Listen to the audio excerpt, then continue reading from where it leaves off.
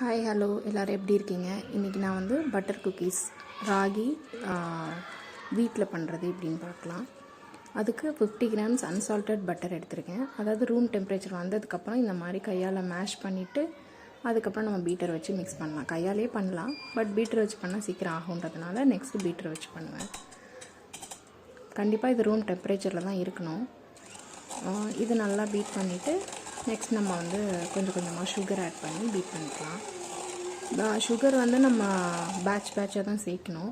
So that நம்ம அந்த அழகான கன்சிஸ்டன்சிக்கு வரும். அதனால் பேட்சாக சேர்த்து அதையும் நல்லா வந்து பிளெண்ட் பண்ணி எடுத்துக்கலாம்.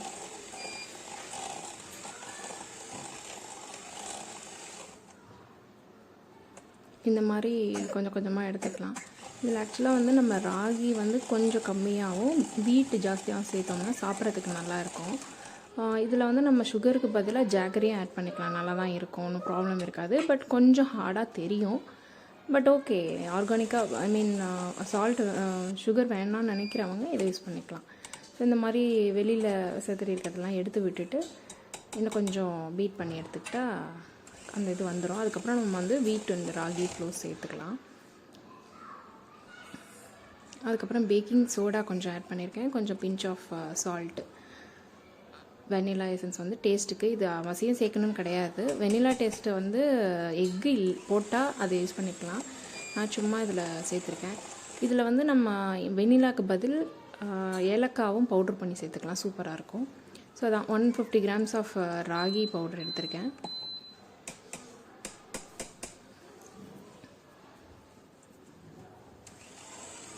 அதுலேயே வந்து 150 கிராம்ஸ் ஆஃப் வீட்டும் எடுத்திருக்கேன். நான் அதை சொல்ல மறந்துட்டேன்.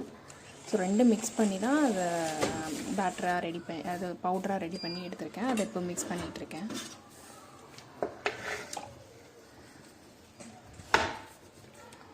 இதையும் நல்லா பிளெண்ட் பண்ணி எடுத்துக்கிட்டு இதுக்கப்புறம் நமக்கு வந்து இந்த பிளெண்டர் தேவைப்படாது. ஏன்னா நம்ம கையால் தான் பிசைஞ்சாகணும். சிலது பேலன்ஸ் இருக்கிற மாவையும் போட்டு நல்லா நம்ம வந்து சப்பாத்தி பிசைகிற மாதிரி, அவ்வளோ ஹார்டாக இல்லை, பட் சப்பாத்தி அளவுக்கு டோ பண்ணி எடுத்துக்கணும். ஸோ இந்த மாதிரி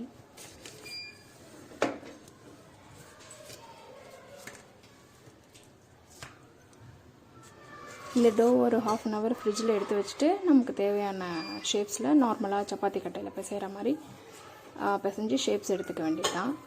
ஸோ இதுதான் 150 டிகிரி குக்கீஸில் நான் செட் பண்ணி பேக் பண்ணேன். 150 டிகிரி செல்சியஸில் 20 minutes. ஸோ இதான் குக்கீஸ். தேங்க்யூ.